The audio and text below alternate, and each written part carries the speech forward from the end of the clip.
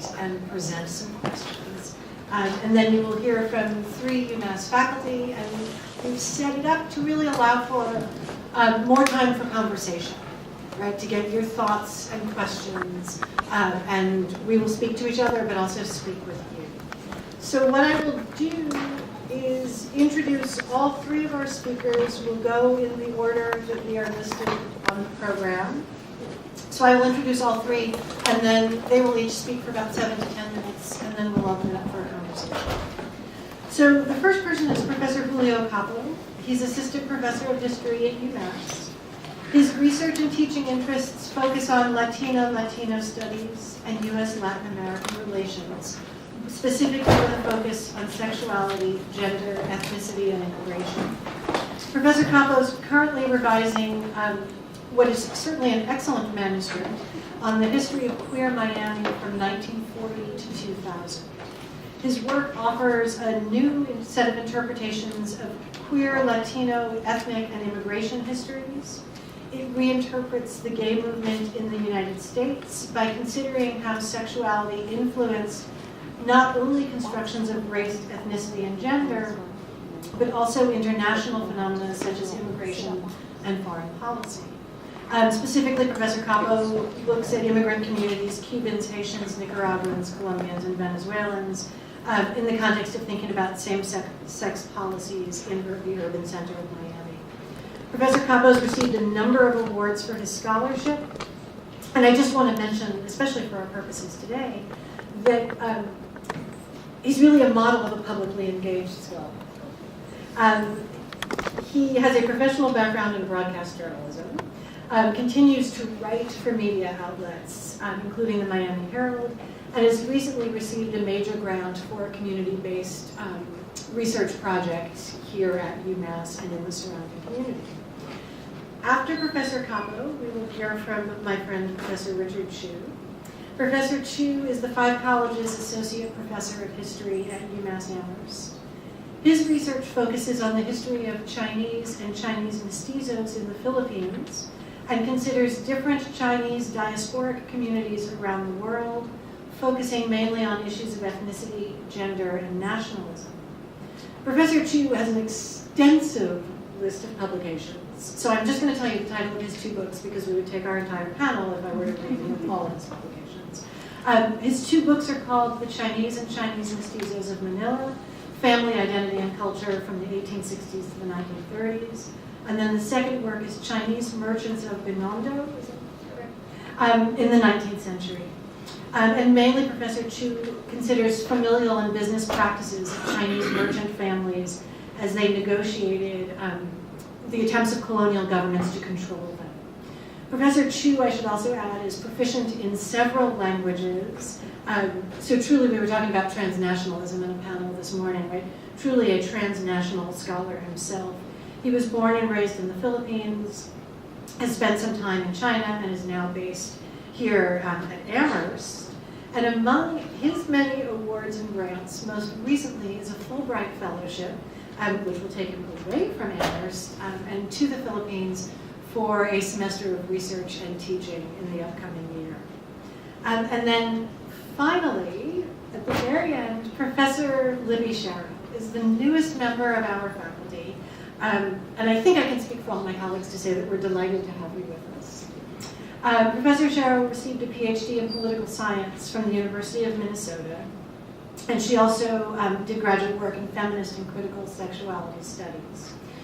At UMass, she has a joint appointment in the history and political science departments. Her work focuses on contemporary public policy history, specifically of Title IX and the Educational Amendments of 1972.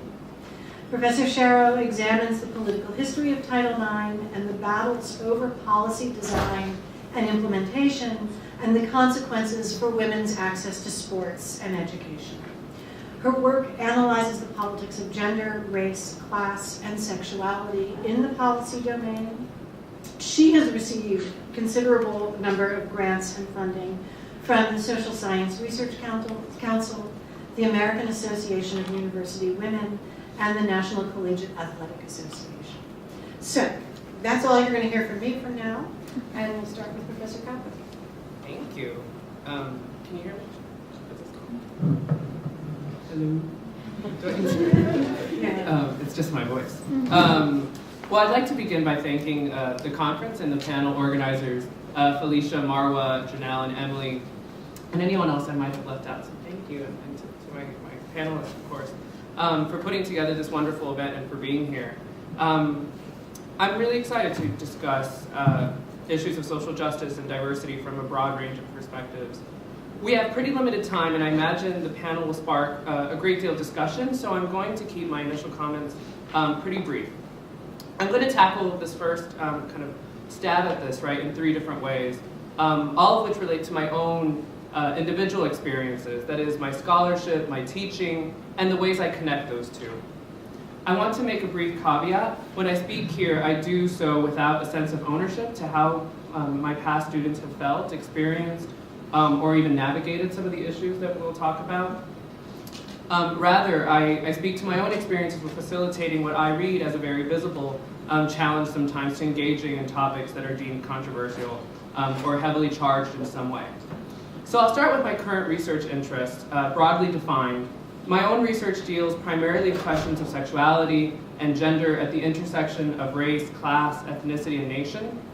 In particular, for my current book project, I'm employing a transnational framework to challenge what I think is still a dominant image of a white middle-class gay movement in the United States. By shifting attention to a city like Miami, a city just south of the US South, I uncover how the movement and even early manifestations of same-sex desires and behaviors were far more black and brown than the hegemonic narrative has made room for. I do this primarily by focusing on the roles of immigrant communities, mostly from the Caribbean, in policing, shaping, and in the articulation of same-sex desires and behaviors since Miami's incorporation as a city in 1896. So this includes Bahamians, Cubans, Haitians, Nicaraguans, and Venezuelans. The connection to social justice in that project, I think, is pretty clear. But I'd like to briefly note what I once saw as a kind of sizable shift from my previous trajectory prior to entering graduate school, and how that has influenced me and certainly continues to influence me. Before entering graduate school, I worked as a broadcast news writer and a producer in Miami, and while I enjoyed the excitement of that world, I felt a gap in my training and a coverage of that news. From 2004 to 2006, for instance, we reported devastating natural disasters like the tsunami in Southeast Asia and Hurricane Katrina, the 2004 US presidential election, and so on and on. I mean, Fidel Castro's handing over the reins of power to his brother Raul. And through it all, I felt reporting the facts, as it were, was insufficient and not how I configured service to the public good. What I needed, and what the media needed, I thought, was a greater understanding of history, the patterns that bind us to repeat the past, modes of inequality that get reproduced in such stories, analysis and critical engagement of current events, and a greater attention to bias. It is this background and my commitment to social justice that motivates me. 2 summers ago, in the midst of the George Zimmerman trial, for instance, I decided to stop writing my manuscript for a few weeks and write a new article, currently under review, actually. In it, I provide a historical reading of the 2013 criminal case in which a neighborhood watchman named George Zimmerman shot and killed a 17-year-old African-American named Trayvon Martin in Sanford, Florida, a suburb of Orlando. I uncover how the right egregiously reframed witness testimony as sort of evidence that Martin was neither victim nor innocent. Rather, he was the aggressor and a hate-mongering so-called gay basher. Employing a queer and feminist lens to an issue like this, my essay argues that in reconfiguring testimony to suit the particular cultural politics of a neoliberal left, a consolidated form of LGBT activism, frequently detached from the politics of racial discrimination, class warfare, and poverty, the right sought to capitalize on an entrenched pro-diversity and anti-gay violence paradigm. Put another way, it employed a form of homophobia baiting as a means of detracting a critique of the state-sanctioned, privatized violence that surveillanced and criminalized Martin that night. After all, how could the left sort of champion Martin as a victim of such violence if he was, in fact, a gay basher?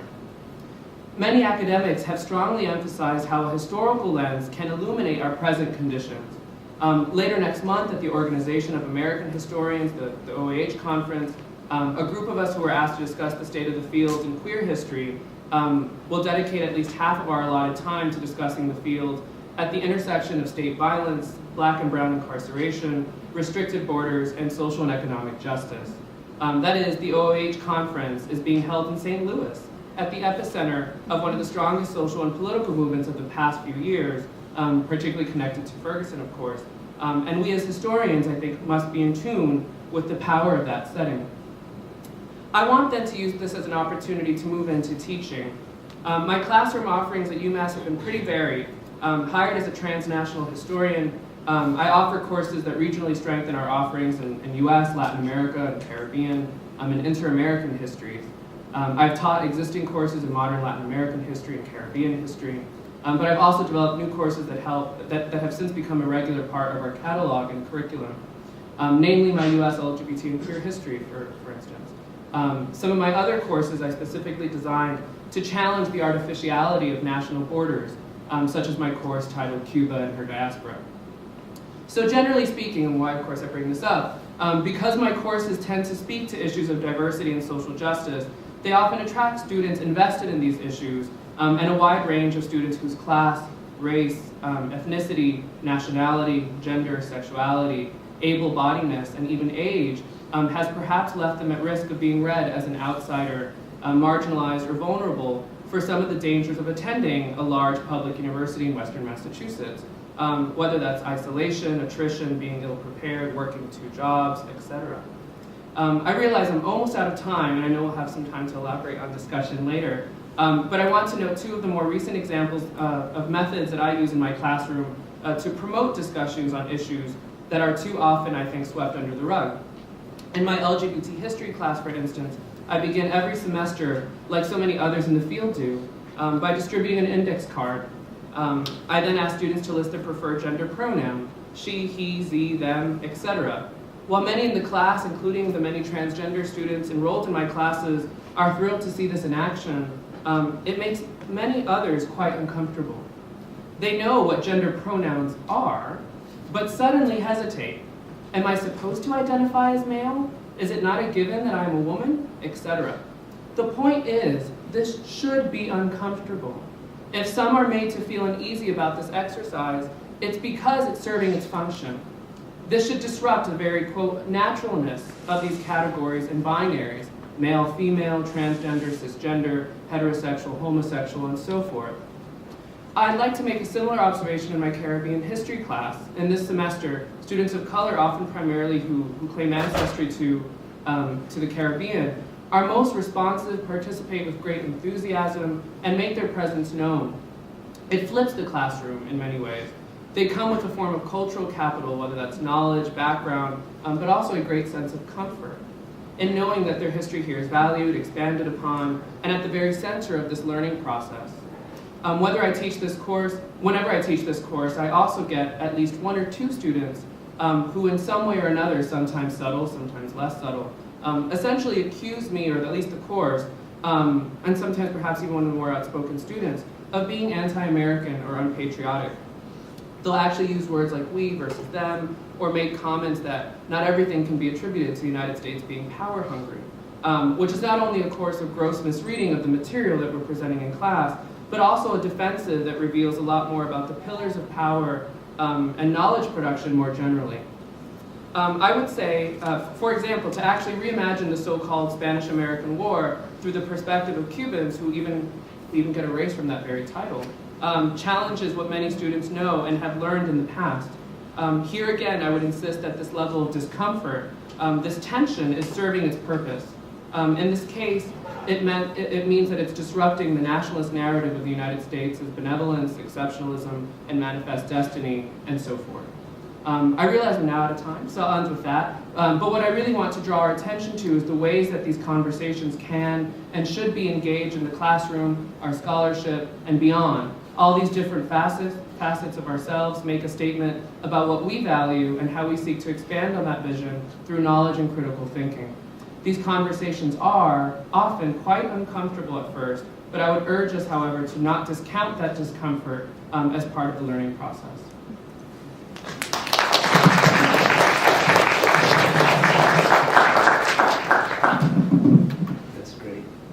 Thank you, Julio.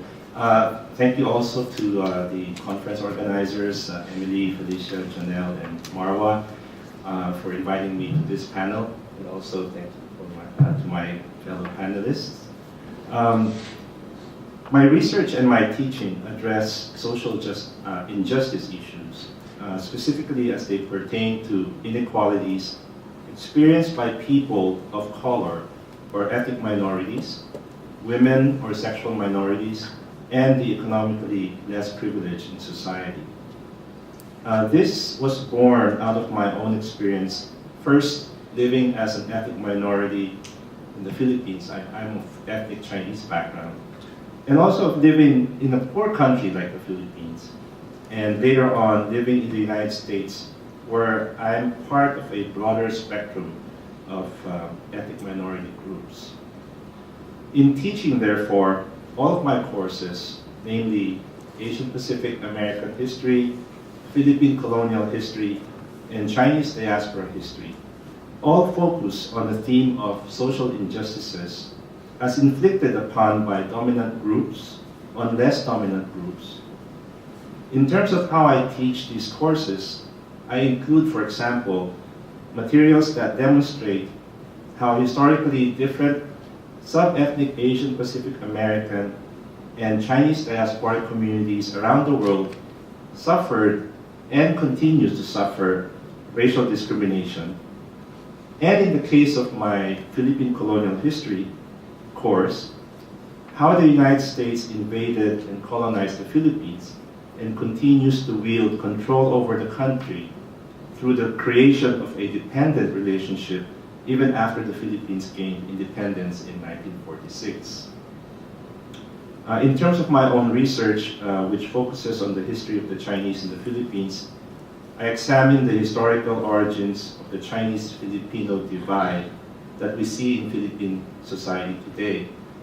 Although the Chinese in the Philippines only make up about 1.5% of the total population of the Philippines, which is 100 million, they're very ubiquitous in certain sectors of the society, especially in business. So I examine the origins of this division where the Chinese perceive themselves as being different from Filipinos and vice versa. In doing so, I hope to understand how and why such certain stereotypes or biases exist in Philippine society. The aim of my scholarship is to demonstrate how ethnic categorizations in the Philippines that tend to reify the ethnic identities of the Chinese and Filipinos are continuously being invented and reinvented by dominant groups. For instance, during the American colonial period, or by Chinese or Filipino nationalists, and how less dominant groups negotiate such attempts to localize and discipline them. What are the issues or challenges I face in my work as a scholar concerned about social justice? I want to discuss three, and of course there are many more, but for today, I'd like to focus on these three. One issue is how to bridge the gap between my desire to be socially active on the one side and to do well in my career as a teacher scholar on the other. This is a struggle or challenge that I continuously face in my position as a Chinese Filipino living and working in the United States. My own upbringing in the Confucian tradition has been one that regards anyone who is a scholar to be the quote-unquote moral voice of society. In Imperial China, men studied the Confucian classics for more than a decade in order to pass the civil examination and obtain a career in government. Hence, one's own learning was treated as a way to be engaged in creating a just, humane, and benevolent society. So one is seen as an activist scholar or a scholar official. And that's when I decided to become an academic, that was my goal or my perception of my role as a scholar. However, here in the US, the professionalization of academia has created a dichotomy between being a social activist and a teacher scholar. Of course, I'm not saying that this is true for every case, for every professor. In other words, many research universities like UMass privilege scholarship or teaching over service. For those in the field of Asian Pacific American studies, this is indeed a conundrum. Asian Pacific American, or APA studies, was born out of the civil rights movement in the 1960s, when students, faculty members, community organizers in the Bay Area protested against the lack of inclusion of Asians and Pacific Islanders in the curriculum of most schools. Various sit-ins, strikes, rallies, and other events were organized and led eventually to the creation of APA courses, and naturally the hiring of professors to teach these courses, and of APA studies certificates, majors, departmental programs, department organizations, etc. However, the demands of obtaining tenure for many APA scholars have led them, including myself, to focus more on teaching and publishing instead of being actively involved and engaged in issues facing different APA communities. Another issue I encountered is pedagogical. That is, how to make the courses that I teach relevant to UMass students when their encounters of and exposure to the subject matter that I teach, such as the people I teach about, Korean Americans, Filipino Americans, Chinese Americans, or the history of American colonization of the Philippines, are so alien to their experiences. The third issue I face is practical or logistical. How to sustain my own passion, interest, and commitment to social issues in a place where, at least to my observation, little interest in or awareness about Asian Pacific Americans, brought about by the demographic conditions in the valley. I mean, if you look at the state of Massachusetts, there are really fewer. Compared to California, where I lived for 10 years, there are fewer Asian Pacific Americans here. And in terms of my own research interest, which is about the Chinese in the Philippines, the people that I'm researching on, the laboratory, so to speak, in which I can find the materials necessary for my scholarship, and the audience to which I'm writing about my scholarship, the ones that can best appreciate my scholarship, are in the Philippines or in Asia. So in other words, I feel a certain kind of isolation living in the valley because of my own background, personal and professional. Now, how do I resolve these issues? On how to make Asian Pacific American studies more relevant to students, I try to make the subject matter more, quote-unquote, real. It's not enough for me to talk about their history or discuss about their history, but I try to make the subject matter more alive, for example, by showing movies, inviting guest lecturers, or even organizing trips to Boston's Chinatown, as much as I can into exposure to maybe reifying Asian culture, even bringing them to a Chinese restaurant around the valley. So as to just to expose them more to when we talk about Asian Pacific America. And also, I also applied for a civic engagement and service learning course, so I'm a fellow, where for a school year, for 1 year, 12 other professors at UMass come together every month to discuss how to create a course where you can bridge the gap again between classroom teaching and community service. So my goal after this year is to create a course where it is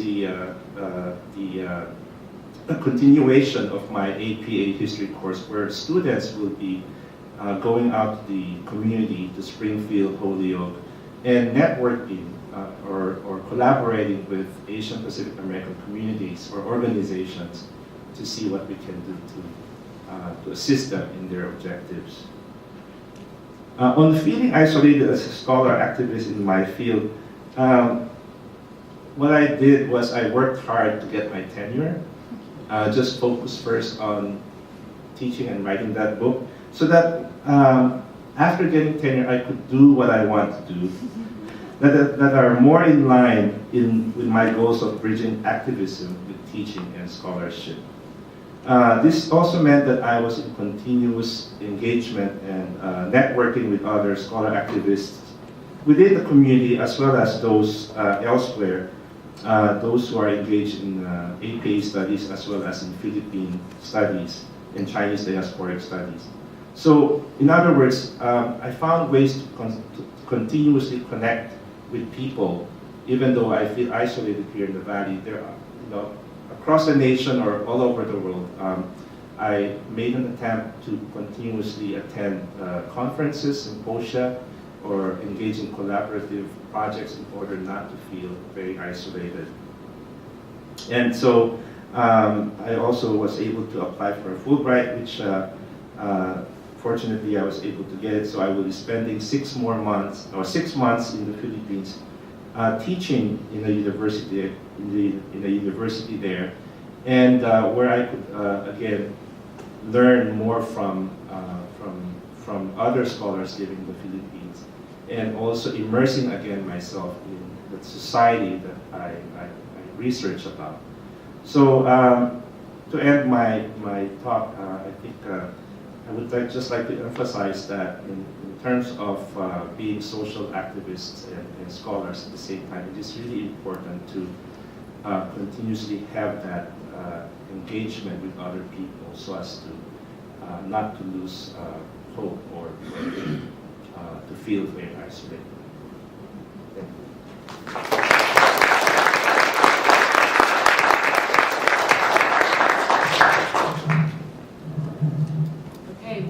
Good afternoon, everybody. Thank you all for being here, and thanks for the invitation from our conference conveners and to my fellow panelists for your comments today. I must say I'm a bit humbled to be here as a relatively new faculty member, to be asked to comment on, as an expert on my teaching practices. There's an element of this that you're going to see perhaps behind the curtain in some of my comments about what I see as really a process in learning how to be an educator, how to merge my scholarly intellectual research interests with my practices in the classroom, and I guess part of how I approach that dynamic process in these early years of my career. But as Professor Krauthammer mentioned, my research, one of the central interests in my research agenda is understanding processes of social change. So teaching about social change is a sort of inevitable extension of my intellectual interests, and I focus that interest on the political sphere, right? So some of the big questions that motivate what I think about are how are politics called upon to solve cultural debates, or how do cultural debates come to be entertained in political spheres, and with what consequence?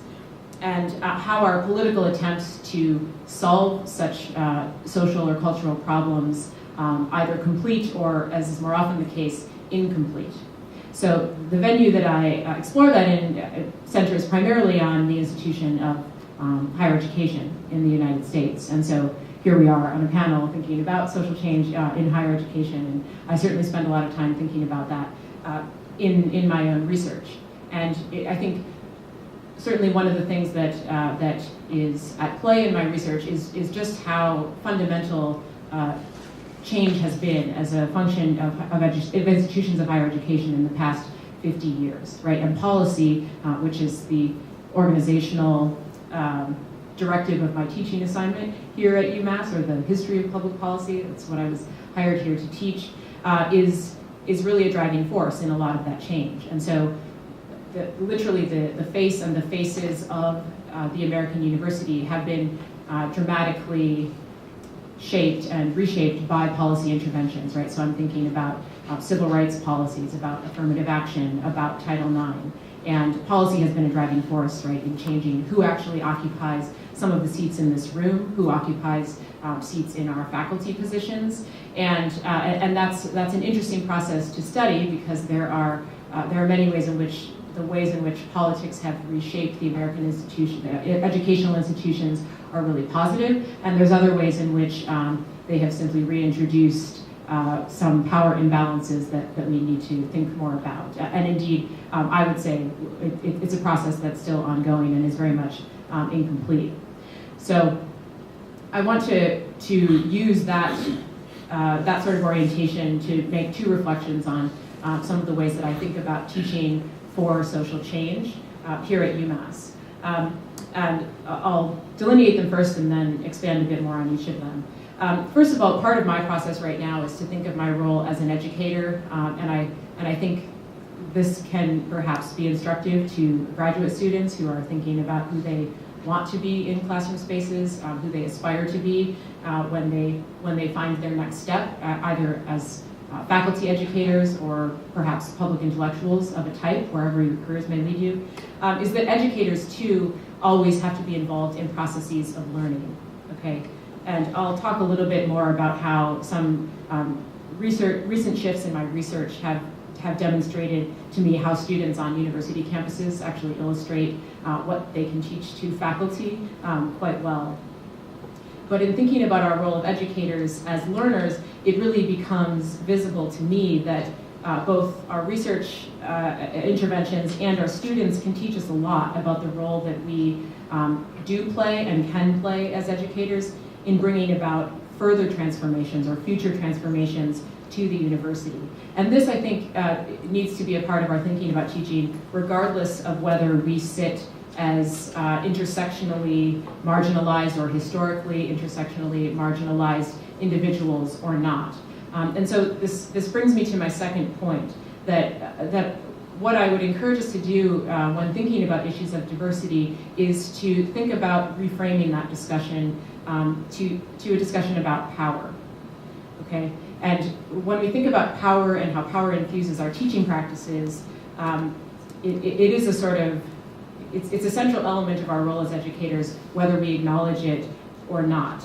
There are inherent power imbalances at the heart of the teacher-student relationship, and when we enter classroom spaces, we are sort of always already engaging in that dynamic.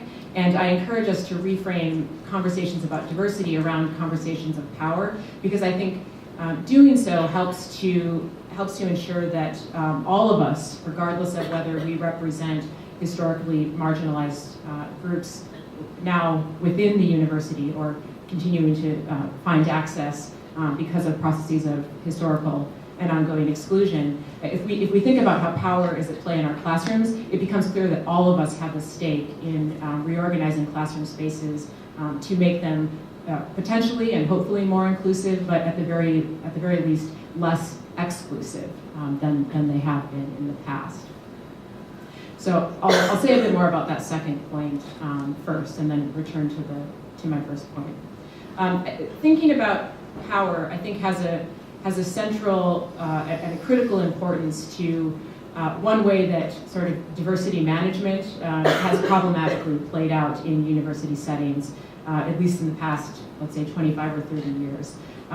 Thinking about power and how we engage in relationships of power within the classroom helps to preclude or at least diminish the possibility that it is always students of color, women, ethnic, religious, or sexual minorities, people with disabilities, etc., that are asked to become the spokespeople for change or to create the political possibilities and entry points for change. Because that's a power imbalance that is troubling, but the real power imbalance that happens in the classroom is the sort of inevitable one. As educators, right, we enter classroom spaces, and our job is to, at the end of the day anyway, evaluate, assess, and assign a grade, right? So flattening power relationships altogether in classrooms is not really the potential outcome that we want. Instead, what I would suggest we all need to do is think about how we're grappling with it, and how can we use some of our the power that we carry as educators for good, or for at least less ill, I guess. And I see that potential in a couple of different ways, right? Some of the power that we yield as educators, that we wield as educators rather, is an agenda setting power in the classroom. And there's at least two domains in which I think we can do better, or perhaps we can do worse on issues of classroom diversity. So at the level of syllabus construction, we actually make a lot of decisions that signal to our students the extent to which we are open to different forms of conversation about difference in the classroom, right? Things as simple or as complicated, but the intervention can be simple anyway, as how we signal to students our willingness to work around different learning styles and learning disabilities, right? Sends a strong signal to our students about the extent to which difference in the classroom is something that the instructor is willing to engage with or is willing to downplay and possibly exclude. So I make it a point on the first day of class to go through the syllabus, not just for the sort of rote practice of saying this is what you're going to be doing if you stick with me in my class this term, but to signal to students, you know, the type of educator that I want to be is someone who understands that you are not all the same, and that it's a dynamic process that we're going to have to engage in order to find a solution for how that empowered relationship is going to unfold over the term. And so, you know, this means reaching out to other areas of the university campus and in fact leaning on other offices across campus in our role as educators to help carry this out. So disability services actually offers us a lot of positive guidance, and that, as a historian, I would say is a result of policy interventions that were hard fought by activists, by disability activists who said what we need is some help in protecting our interests, and we need to help educate educators on how to do this better.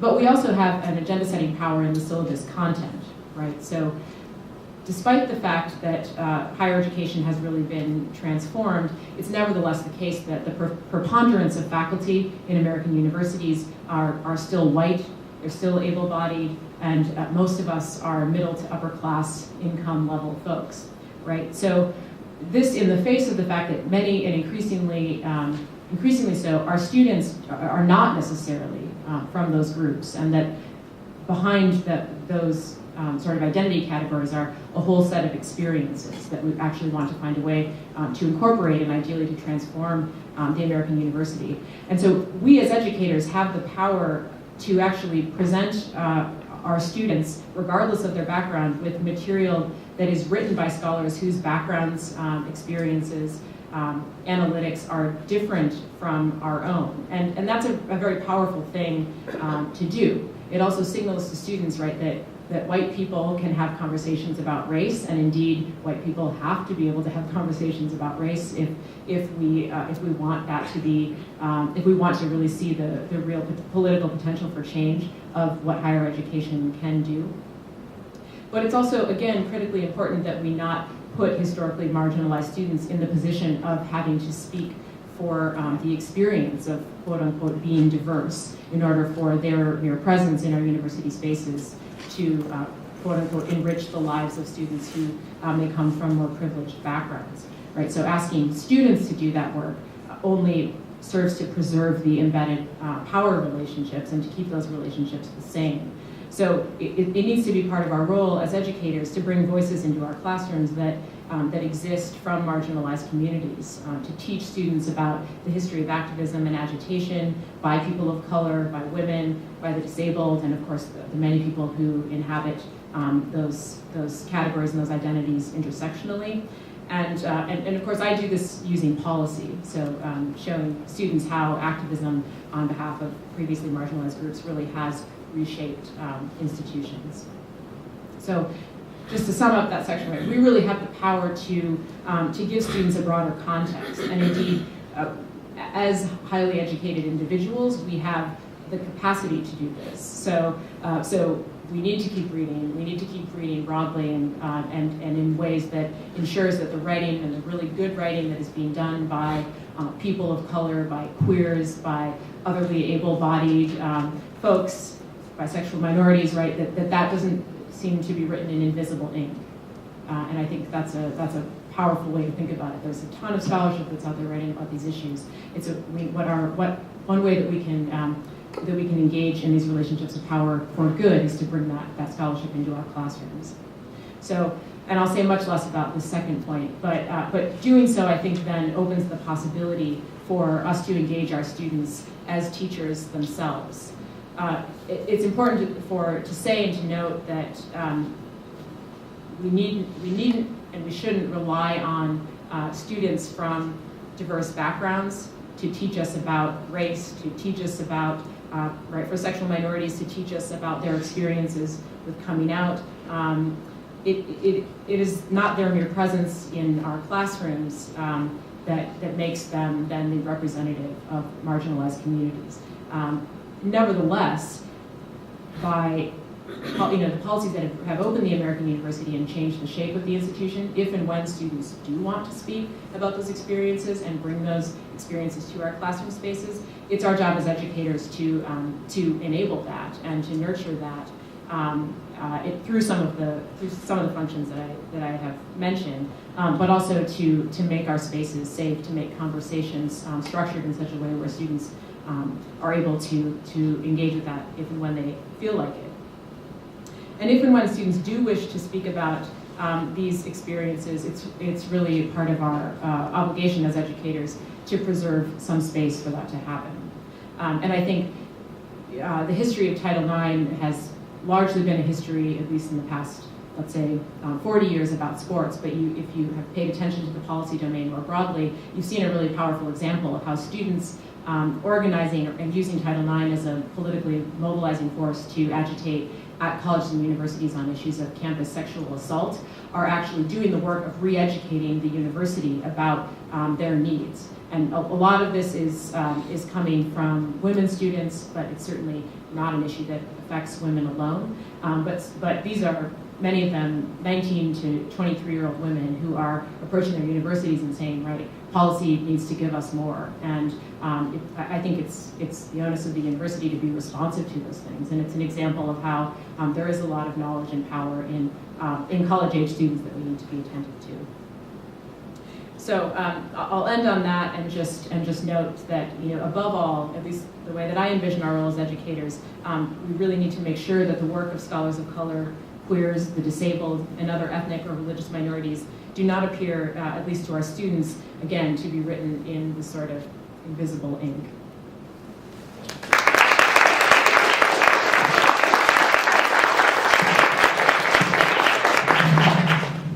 So I think at this point, we can open it up to audience comments or questions. I guess I would ask a couple of things. One, to please introduce yourself. And then two, to present a specific question or observation for continued discussion. And that way we will have hopefully enough time for everyone who wants to participate to be able to participate. And lastly, I'm going to do this. So I see you in the gray sweater. We'll do it Oprah style.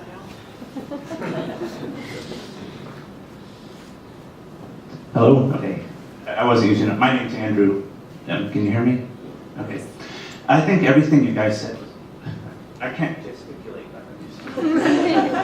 I think everything you guys said was right on, and it's something I've thought a lot about as I end the end of my doctorate career. And my question for you guys is, to use your term of invisible ink, how do we, as educators, how can I word this? How do we address these issues, whether they be black students or queer students or whatever, without erasing the individuality of each student?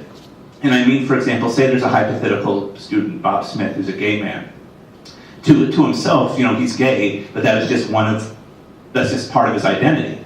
And yet when we address, gay issues on campus, how do we preclude just treating him as, it doesn't matter who you are as an individual, you are queer, you're just lumped into a general category. Do you see what I'm trying to say? How do we keep the individuality of the students while addressing the general problems they face?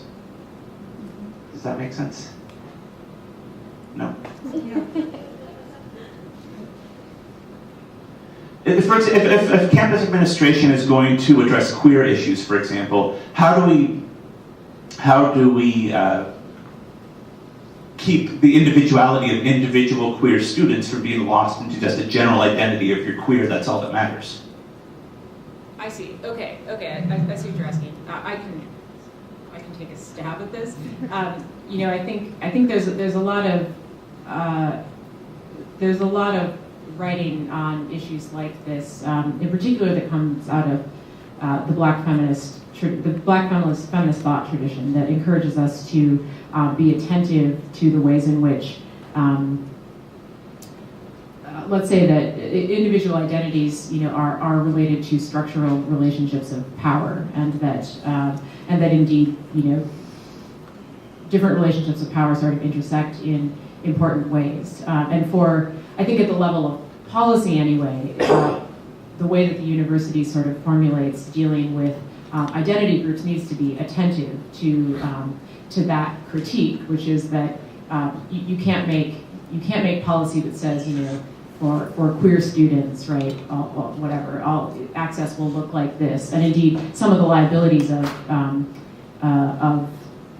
the civil rights approach, or scholars critique civil rights approaches for just this reason, to say, right, when we start to look at identity categories, certainly at the exclusion of others, certain impossibilities emerge, or certain sort of critiques or other problems spiral off of that, right? So affirmative action policy has done great things, say, for students of color, but then the ways in which other students sort of perceive their place on the campus is then constituted in part by their race, and rather than necessarily opening up the institution, it reproduces sort of other issues, which falls upon then those students who have been beneficiaries of well-intentioned policy anyway. So I guess I think that individuals can find their way in structures that don't sort of impose impossible power arrangements around the institution. And I'm not sure if that is precisely what you were asking. Yeah, it's something. It's an idea that even the question is still being formed in my head. But yeah. Okay, well, maybe this will get fleshed. I don't know what happened to our microphone. Justin, you're going to be on the run now. But maybe some of this will get fleshed out as we continue. Just a quick thought on that point. I think part of it is there's a tendency often to think about things only in terms of individual attitudes, or to think of an individual as being racist or sexist, or you simply change individual perceptions and everything's set. So one strategy I find is talking about structures and the extent to which attitudes are not the end all and be all, so that if you're looking at both individual experiences, but also wider inequalities, political, economic, etc., that need to go beyond simply how you feel. And I think that's one strategy. Another thing as a historian I find interesting is playing with the question of our histories, of the language of, you know, we or our. I think you mentioned that too. As someone who works in European history, it's, you know, I study French history. I'm not French. It's not my history. But one can find that question of simultaneously how you connect to a group, but also how, you know, looking 200 years earlier, it's not really your history, you know. So how you play with that kind of moving communities, I think is another part of it too. Yeah, this gentleman in the blue shirt.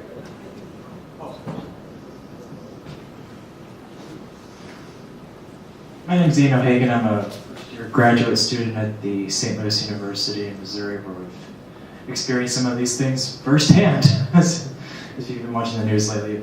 My question for all three of you is, how as instructors and as professors can we prevent our students from becoming, shall we say, self-congratulatory of their own social activism within campus? How do we get them to get beyond the campus? As a person who went to a very socially active undergraduate school, as someone who's at a very socially active graduate school, how do we keep that spirit, so to speak, from stagnating?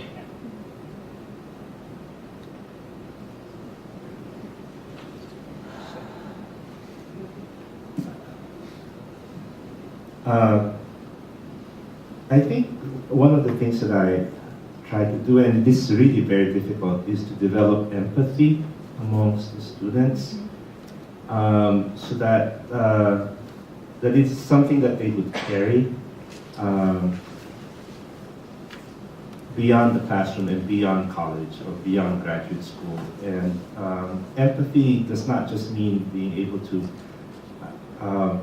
sort of like put yourself in the shoes of the other person and feel what the other person is doing, but it also entails a kind of a humility, you know, that we're all in this together. So once, it's really very hard to put the abstract idea into words, but once you have that sense that this is something, this is a human condition that continues historically, within, you know, even within your own lifespan or lifetime, that to have that, try to sort of hopefully develop in the students' attitude that there's something at stake here that's not just about me, but about, again, the wider society. I don't know exactly if I can achieve that. You can't measure that, but that's just my thought.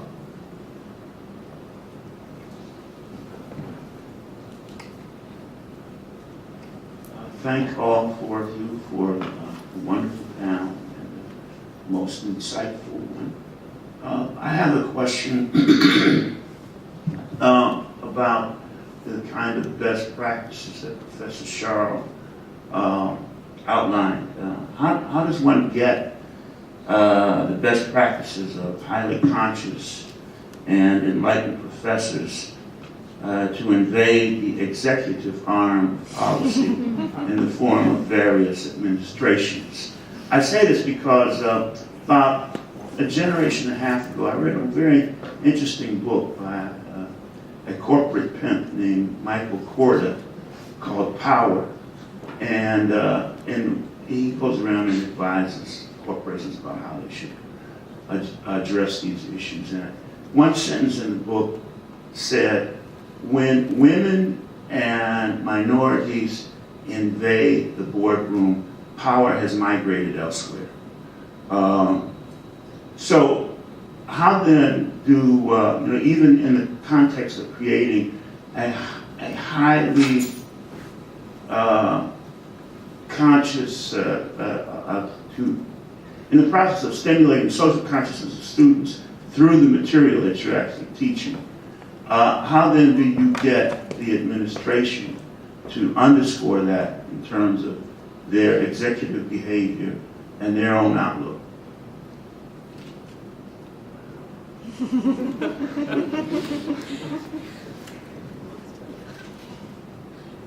How many administrators are in the finance?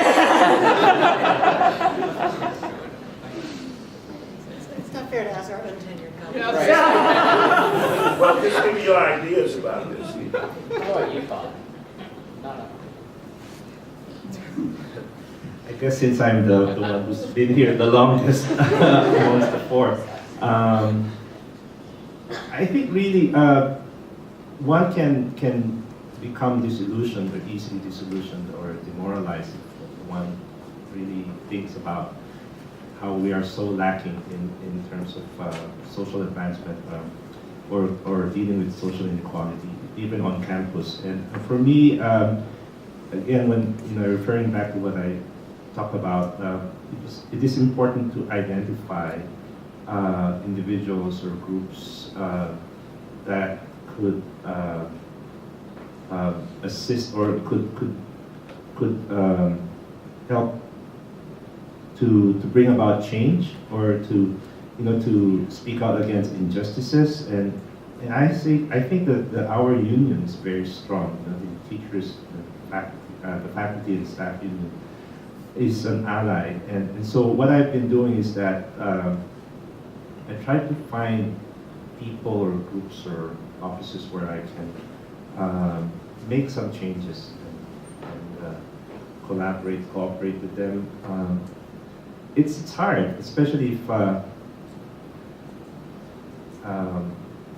it's a struggle, and people, you've been here, John, longer than I have, and probably see how the administration works. I don't know if there's hope or there's hope that it will change, but I think even with the new chancellor, I think there's some hope that I think that I hope he's more sensitive to diversity issues, but that faux pas about the Iranian students just kind of put diminish that hope a little bit. But I still have hope, and I don't know what the others think about the administration. I made the observation about getting tenure and some professional events. But John, I think one thing, and this is actually where history matters and sort of where the archive broadly construed matters. And one of the issues that I thought maybe would come up is sort of the difference between talking about race and talking about racism. Right? So in my class, I mean, I actually feel like I devote very little time on the syllabus or in conversation, into class discussion, to saying we're going to talk about race. I don't say like we're just going to talk about racism, right? This isn't about race. We're talking about power and racism. But back to the question of the administration, right? In some ways, one of the glories of having tenure is being able to go into a meeting and say, well, if we don't want to be racist, let's look at the number of students of color, right? And I've done the research, right? And here's where the role of being a researcher and dealing with empirical evidence is really handy, right? Saying, well, you know, if there are only 2 students of color have accepted offers of admission to this program, that's a problem, right? I'm making the numbers up. But I think that's one way to at least Invade it. right, to use sort of that metaphor, of invade these sort of spheres of power. To say, like, let's just call it what it is, right? This isn't about diversity, this is about racism, right? And here are the numbers. So do something or don't do something, right? You're the dean, you're the provost, you're the chancellor, whoever it is, right? You can do it or don't do it, but here's the evidence. So that would be my thought. Thank you.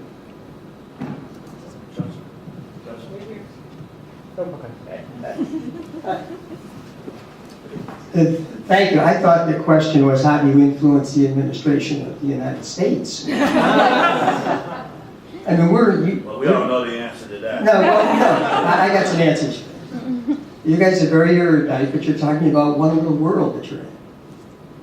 And that's a problem with professors. You have to run for school boards. You have to be on common councils. You have to get out there and do that sort of stuff. To do that, you're going to run to very different people, and you're going to have to speak differently. You can't talk about structures of power when you want more money from the state. You got to talk about push and shove. And that is my primary problem with professors. I was one for 42 years. So I'm blaming myself as well. I was on boards because I'm an economist, and they think economists can add and subtract. Not true, but they thought we could. So I was always the treasurer.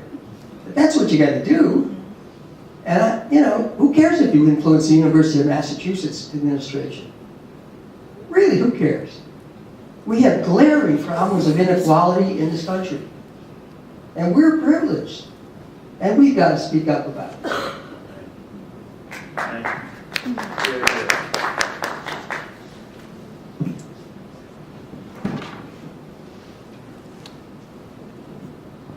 Hi. So I have a question.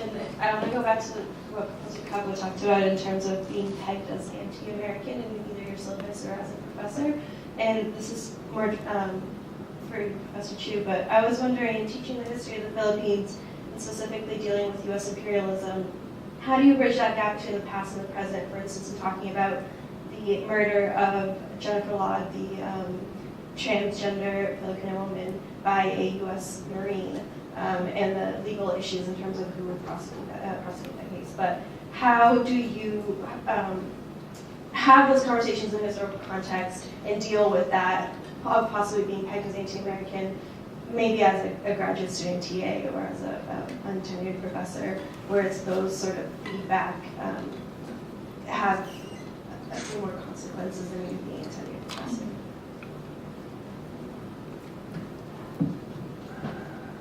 So that you don't appear to be anti-American, or? I mean, I don't, in dealing with that and navigating the possibility of being pegged to that and having that conversation without having students feel as though that you are criticizing their country and their nationality and being open to the conversation. Well, I guess when I was, I teach about the U.S. empire in relation to its colonization of the Philippines. It never really occurred to me that if I was critical of the United States, and even calling it as an empire, that it might compromise my my career or my job, because I'm in UMass. I might not behave the same if I'm in another, another university. So I don't know if that answers your question. I think for me, being here at UMass, tagging the U.S. as an empire, and I think that the challenge there first is to even let the students even know that there was such a history, that the United States had colonized the Philippines. I don't know, it might be naive. For me, I think that being in Massachusetts, that people are more progressive in liberal thinking. So it never, again, I wasn't so worried about that. I don't know if in your own course on Cuba or that question comes up. Yeah, in terms of, in terms of, it does come up for me sometimes. I mean, I would say regularly, I get sort of subtle, sometimes not so subtle, kind of accusations that perhaps that I have an agenda or these sorts, and then when that happens, right, I open it up to discussion. Like, well, what other, let's discuss this kind of, let's look at the actual facts, right? Let's look at the kind of empirical evidence and what interpretations are there, and how do we read this as a class? I mean, that's to put them in the sort of role of the historian. I think also then helps challenge that narrative, right, that they have of all these sorts of kind of nationalist sentiment, that kind of come along with all that. To disrupt that, I think is, as I said, kind of that part of that learning process. And I think while it's initially uncomfortable for many people, I think it serves a greater purpose. Even if they're angry at me for 2 or 3 weeks, that's perfectly fine. Yeah, and I want to go back to a kind of connecting some of the other points that we had just a few minutes ago. I also think that, and this is something that I think you did so well, we also have to be really careful that when we talk about diversity in the classroom, that it doesn't become a kind of commodity, right, in which we then kind of sell students on this idea of diversity and multiculturalism, as if this is kind of like this United Colors of Benetton, right, this sort of ad, right, but rather what does diversity actually mean, and what does, and part of this, of course, is not then pinning it on the actual student to kind of, it's not their responsibility, that it falls on us, and that that's part of that process too.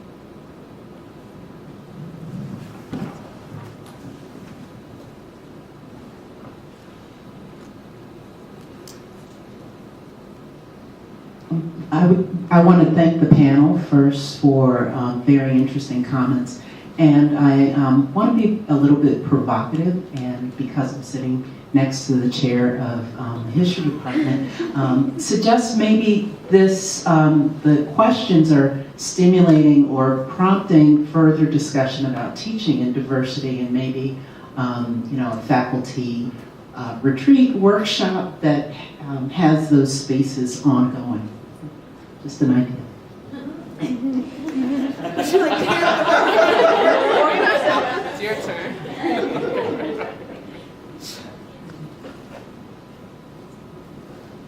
Hi, that's loud, sorry. I'm Emily, and I'm a master's student here.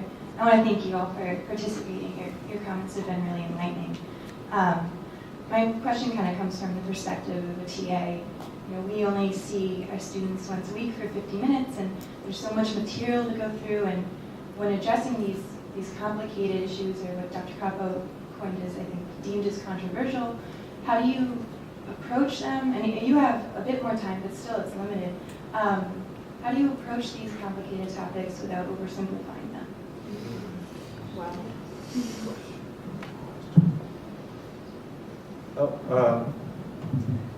First of all, I think I assigned a reading that where, for example, when there's a concept or a theme, and for example, what is an empire or what is imperialism? So we sort of we read a chapter of the book talks about the definition or concept of empire. so that we could have sort of a common ground as to approach the subject matter, especially then when you come to talk about the United States, whether it's an empire or not. Then so at least you have something to measure that to. So that's one way that I do it. But you can always go back to those definitions if if everybody agrees on the definition or the characteristics of an empire. Then when you ask students to, let's say, if you have a question, do you think the United States is an empire or not, based on historical evidence, then I require them to go back to those definitions or characteristics and to sort of use their evidence to prove or disprove the U.S. is an empire or not. So that's one way that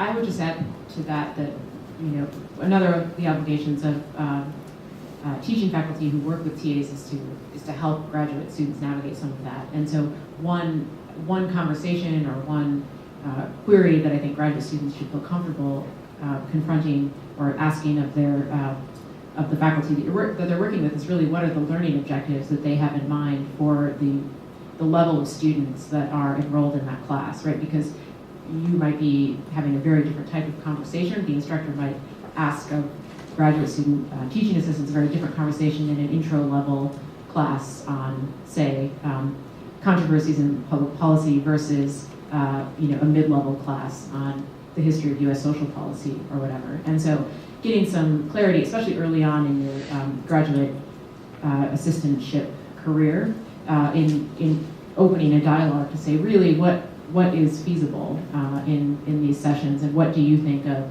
positive outcome would be? Because I think it's a lot easier to feel as if you're having success as an educator if you have objectives established before you start running headlong towards them, right? And the instructor on record certainly bears the lion's share of the obligation in setting those, and it's a matter of then working as a team and to imagine graduate students as a part of that team in establishing or reaching towards those learning objectives. And you may not, graduate students, many of them have come recently out of undergrad education, and the distinction between what's really a part of an intro level class versus an upper level class may not yet be visible. Some of you all might still be too close to it to recognize it, but it's a part of the process of being socialized into working as educators to certainly learn some of that. And so you can keep in your mind that part of the framework is that you're there to learn as well, and asking of your instructors, some additional guidance, I think it can sometimes be a bit intimidating, but you can go in guarded by the notion that is really part of that's part of helping you execute your role to the best of your ability, even as you're learning how to do it.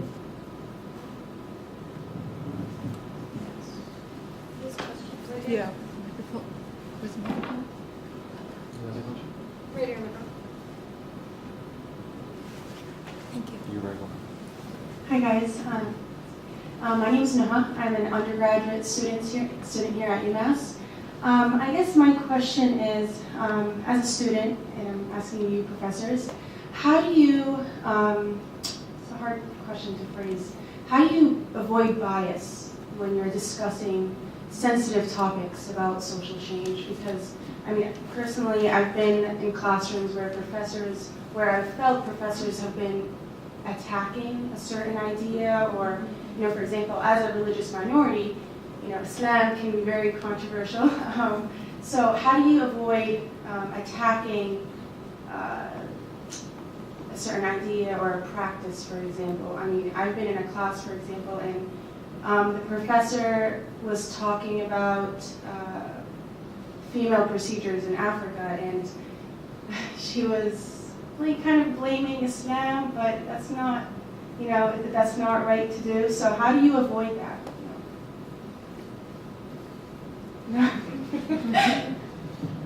What a great question. Thank you for that. I think, I don't know if, I think I would just rephrase it a little bit to say that it's not so much about avoiding bias, but acknowledging bias, right? So if to come to something head on, honestly, and then open that up for discussion, to allow space for different interpretations and different perspectives, is really what we should be striving for. But to say that something is unbiased, I think would just be in and of itself dishonest, right? That is that we all come from a certain place that, you know, we want this open space, right? But that even just that classroom space is a biased space. So to acknowledge that is I think the first step in allowing that that discussion to happen.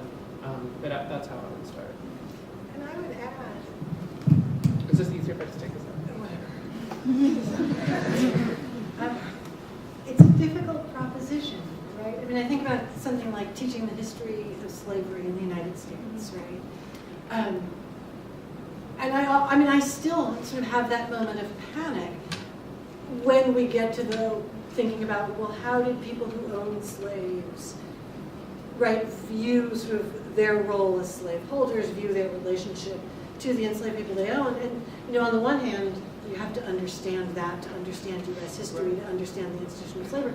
And it still, right, it grips me with a certain terror when I think, oh God, please, you know, like, don't let anybody say, oh, that makes sense to me, I get that. You know? And so, I mean, I think it can, but on the other hand, right, that's part of the process. And I even think that's part of the learning process of then being able to go back to a student and say, like, okay, what about that do you get? Right? And so what does that help us understand? But I mean, there's something about it that, even from the perspective, at least my perspective as a faculty member, feels risky. Right? It really feels risky. Or even, you know, the unthinkably racist things. And I mean unthinkable in both senses, right? That it's impossible to imagine someone could say it. And then things that are said unthinkingly that students have said to me, about the work that we're studying, and then sort of having to step back and sort of say, like, okay, well, let's work through this. You know, it's a difficult process, I think, on both sides of the classroom. That was a great question. It's a great question. I thought there was someone way in the back. Is that not correct? Maybe someone was stretching. Yes, over here in the blue coat.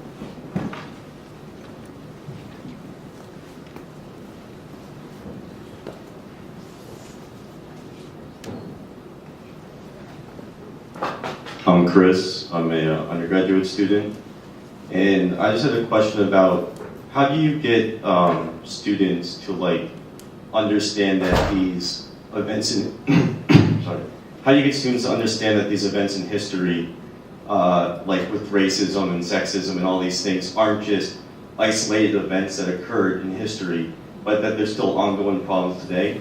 Because I mean, for me, from my worldview, I'm a white person. I come from an upper middle class background. I grew up in a town that was predominantly white, and it's sort of a weird like paradox when all this like stuff is talked about with racism going on, like Ferguson, or like feminism and the women's rights movement. I almost feel left out from the people who feel left out, and it's very hard for me to like pay attention to what's going on today and just to look at like the lynchings of the Ku Klux Klan and say, oh, that was a terrible thing that happened. It's a good thing that black people don't face those problems today. And so my question is like, how do you make your students aware that these are ongoing problems and not just history? Such a great question. For example, when I teach about the history of the Chinese in the United States, oftentimes when people think about the Chinese Americans and their history of being racially discriminated, one thinks of the Chinese Exclusion Act way back in 1882 as the most egregious probably policy ever. Or even when we talk about the Japanese, when we think about, oh, it's a Japanese internment experience, that's again a clear demonstration of how historically we have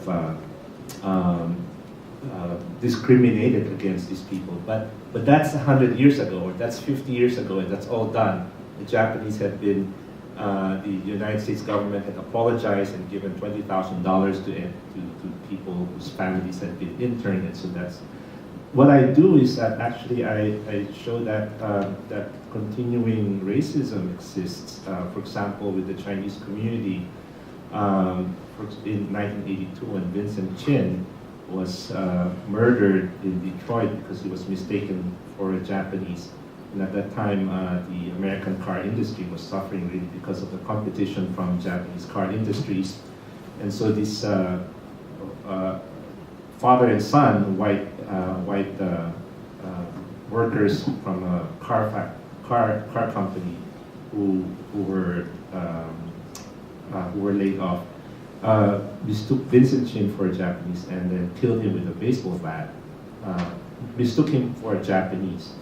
So that kind of incident, where also the two, the father and son were also they were not even in prison. You know that they got off the hook easily. They were found guilty of manslaughter, but then they were not given prison terms and only asked to pay $3,000. So again, I would refer to more recent events, like even in late 1990s when a Taiwanese nuclear physicist in California was accused of selling secrets to the Chinese government. The FBI put him in solitary confinement for 6 months without even a trial, and then later on was discovered that everything but just one charge was dropped, and it was even a very minor charge. In other words, this was a racially biased incident, and with the looming, for example, picture of China being a world power now, and the ongoing tensions in Asia involving China and other allies of the United States, like the Philippines, the dispute over some shoals or islets in the Pacific or in South China Sea, that I impress upon the students that we're not post-racism yet, the post-racist era, and whether it's Chinese or the Iranian students or blacks, that racism continues. I think we have time maybe for one or two questions if someone wants to offer. Yes. I'm Andy. Wow, I'm sorry, I didn't realize how loud that was. I'm Andy. I'm an undergrad, and like Chris, I come from privilege. And speaking of which, do you hear, as a rule, something from students or from teachers or professors, like general trend that, especially ones from privilege, that might seem innocuous or might come from the best of intentions, but come off really insensitive? Especially you, Professor Shah, already talked about exclusive policies. Is there something you tend to hear that, again, comes from really good intentions, but winds up being very exclusive without that ever being thought of in the student or professor's mind?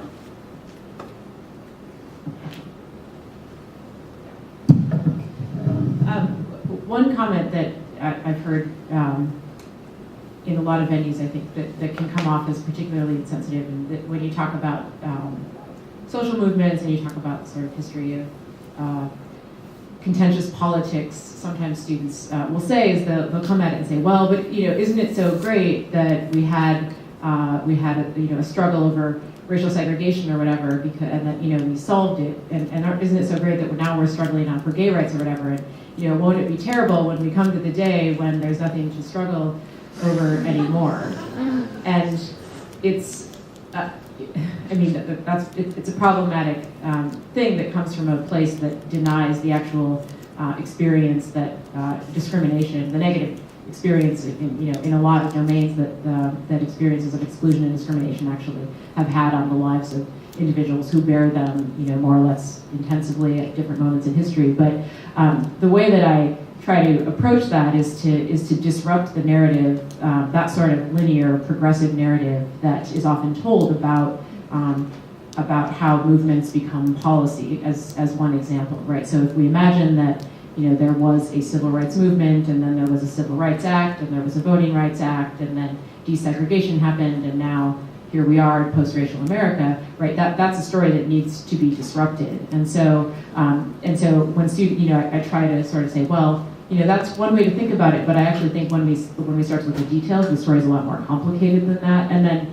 through that, you can also narrate some of the stakes of it, right? And so, so one way that I teach about how civil rights policy is much more complicated than we'd like to admit is looking at carceral politics, and looking at carceral politics in the context of housing policy, of racial redistricting, and of racially targeted policing, right? And when you start to say, well, these things are interconnected, and that some of them are the outcome of what we thought were positive, quote unquote, interventions on behalf of race-based problems, that the outcomes are actually more complicated. It starts to signal to students like, well, okay, so no, that struggle isn't over, and struggling over it wasn't a sort of fun thing that we entertained for a while. We're talking about people who have no place to live. We're talking about people who are locked up for their whole lives, and to sort of say like the stakes are high in a lot of what we're talking about, and so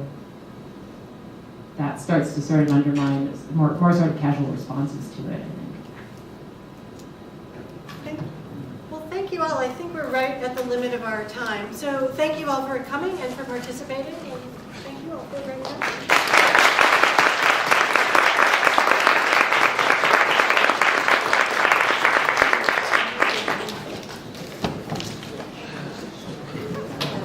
Yeah.